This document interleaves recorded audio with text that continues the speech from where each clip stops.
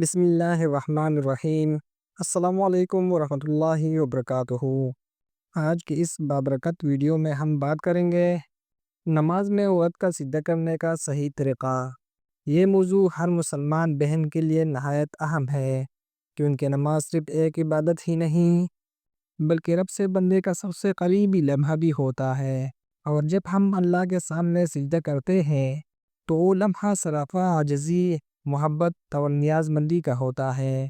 لیکن کیا عورتیں سجدے کا وہ طریقہ اختیار کرتی ہے جو شریعت نے ہمیں سکھایا ہے؟ آئے جانتے ہیں۔ نمبر 1، سجدے کی حالت میں جسم کو سمیٹنا۔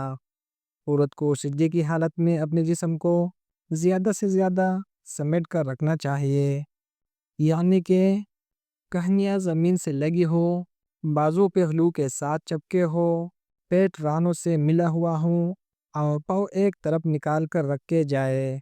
سنت طریقہ ہے جیسا کہ فقہ حنفی کے مطابق خواتین کو ہدایت دی گئی ہے۔ نمبر 2، آواز اور حرکت میں حیا۔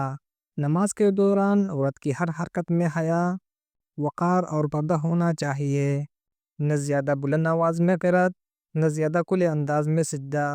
نمبر 3، سجدے میں پاؤں کی پوزیشن۔ عورت سجدے میں اپنے دونوں پاؤں کو دائیں طرف نکال کر رکھے اور زمین پر لگائے۔ مردوں کی پنجوں کے بل کڑے نہ ہو۔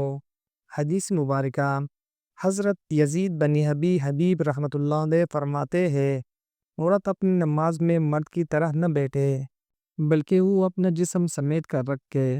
پیارے بہنوں، نماز ہمارے بخشش، سکون اور کامیابی کی کنجی ہے۔ اس کو صحیح طریقے سے ادا کرے تاکہ ہمارا سجدہ ہمیں اللہ کے قریب کر دے۔